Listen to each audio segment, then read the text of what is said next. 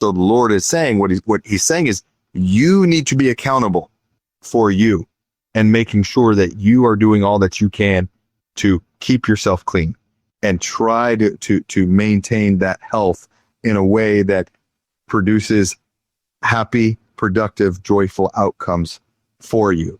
And this is the part of the word of wisdom that people tend to overlook the most. And yet the Lord is telling us right here, this is only going to get worse. It's not going to get better. Yeah. Like, we live in a day and age where you've got some people saying, hey, we can increase profit margins by 3% if we replace these natural ingredients with some petroleum byproducts. And they go, hey, that's a good idea. Yeah. You think the FBA will go for that? It's like, well, we could pay them. And they'll that's right. That's exactly what happens. And they say, brilliant, let's do it. I mean, but this is why the word of wisdom is meant to be a principle with promise and not commandment. Because it's not meant to be the law of Moses. Do this, don't do that. Do this, don't do that. It's meant to be a guiding principle that you build your life on. And that guiding principle is be healthy, avoid things that restrict the spirit, and be careful about conspiring men who have no interest in your health and well-being.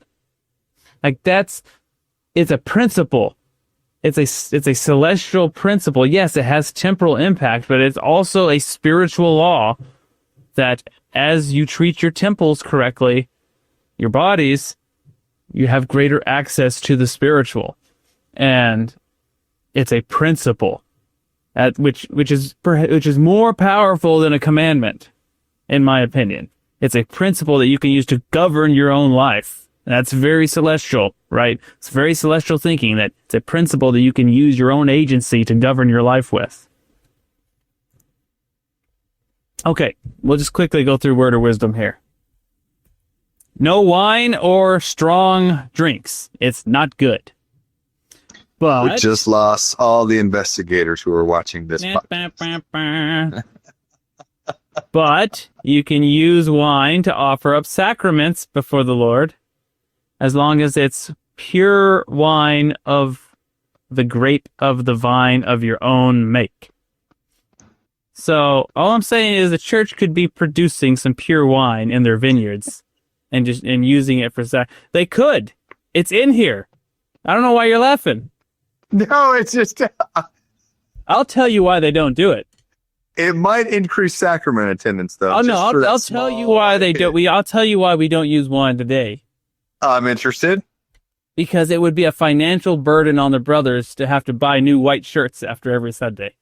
That you might be onto something. And imagine the carpet and the pews and young kid. Yeah. You know what? There might be wisdom in not actually doing this the more I think about it. All right. Strong drinks, not for the belly. I mean, that's pretty obvious. We shouldn't be getting drunk. Okay. Actually, as a side note, I just saw very recently, within the last week, that Pew has just done research, and people who are reporting to drink is at the lowest level ever recorded in the U.S. It's just fascinating. I can't quite figure that out. They indicated that it was all health reasons that people today, especially youth, Gen Z and millennials, genuinely believe even casual drinking is bad for you health-wise. And so they have stopped drinking. Thank you for watching. If you found this content spiritually enlightening, please like, comment, and subscribe. Like the gospel, these little things make all the difference, and it helps the algorithm push out better content for everyone to enjoy on YouTube.